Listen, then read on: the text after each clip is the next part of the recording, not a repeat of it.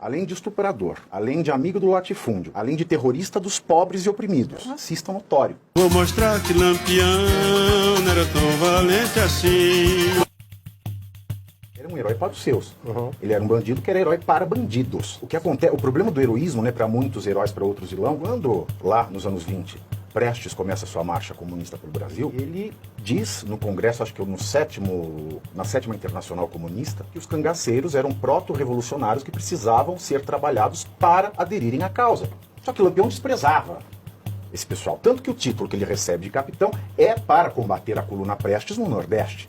Lampião ele não era um antigovernista. Lampião era um oportunista, vaidoso, que recebeu um título de capitão fajuto e ostentou esse título o resto da vida. Pegou um bom dinheiro do governo federal. Quando ele encontrou, no caminho de volta para Pernambuco, com um destacamento da coluna Prestes, que eles estavam altamente armados, ele resolveu dar a volta. Porque um outro detalhe de Lampião é que ele era valente, e é um outro traço psicopático, doutor, me corrija se eu estiver errado, ele era valente com quem era inferior a ele.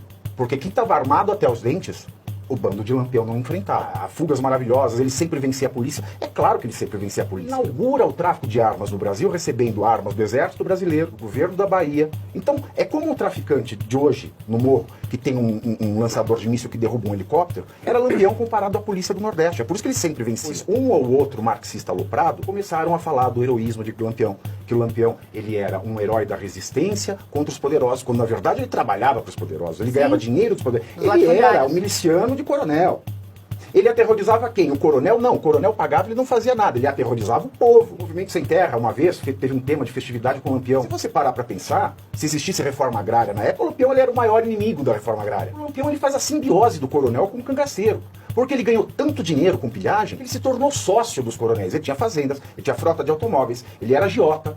O romantismo, né, marxista tropical transformou Lampião num herói popular, quando na verdade ele não tem nada de herói popular. Eu falo marxismo tropical aloprado, para não dizer estúpido, porque o marxismo sério, através da tese do Eric Hobsbawm, que ele fala do banditismo social. O banditismo social, para todo mundo entender, é o Robin Hood. Tira dos ricos para dar aos pobres.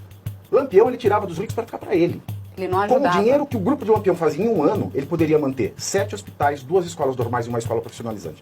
Todo santo ano. Mas ficava tudo para ele. Usava o perfume da Maison Roger Gallet, Fleurs de l'Amour, usava o óculos que ele usava, que era para esconder a caulice dele, era Zeiss. Uau. Ele só usava lenço de seda inglesa, só tomava Grande whisky costureiro. White Horse.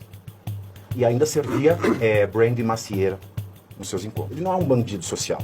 Ele é um bandido de controle social. Ele é um bandido para colocar o povo no cabresto. Lampião não pode ser um bandido social porque ele era muito sádico. Nos estupros, por exemplo, uma vez ele invadiu um casamento, estuprou a noiva, mandou a avó da moça limpar o pênis dele e depois ofereceu a noiva para Gera. A Gera era o nome do estupro coletivo.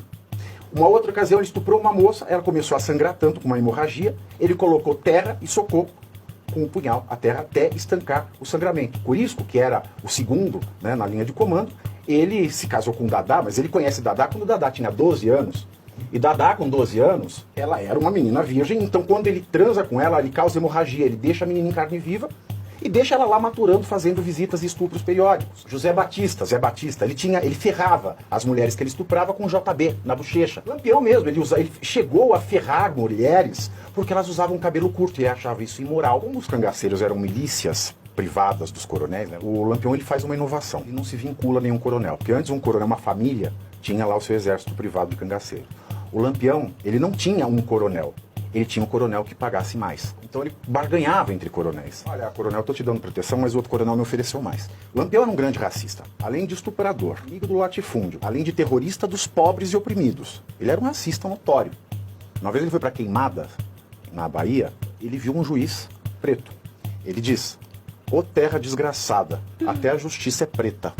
E ele fez o juiz servir o café para ele. Quando o juiz serviu o café, ele pegou a mão do juiz e falou assim: "Ê, nego bom com uma enxada." Ele associava o preto com o diabo. E numa entrevista que ele deu, uma vez ele disse: "Olha, se não fosse tanto preto dando ordem na polícia, eu até que virava a praça." Ele tinha a pele muito escura, mas ele se negava a... Toda a descrição que se dava dele à época tinha que dizer que ele era bronze, nunca preto. Quando ele percebe, já estava numa situação financeira estável, e ele sempre se gabava do muito dinheiro que ele tinha, né, quando ele foi abatido, né, o dinheiro que ele carregava eram 3 prêmios da Loteria Federal na época. Uau. Fora o ouro. Pergunta assim: quem matou Lampião? respondem, foi o dinheiro deles. Os métodos dos nossos traficantes, do Tribunal do Crime, são coisas horrorosas, coisas que Lampião já fazia. Essa ausência de Estado que provoca a ascensão de figuras como Lampião, como um narcotraficante, como um João de Deus, que era uma mistura de Lampião com o Padre Cícero da modernidade. Então é esse vácuo do Estado que propicia que isso aconteça. Uai, seu app de vídeos curtos.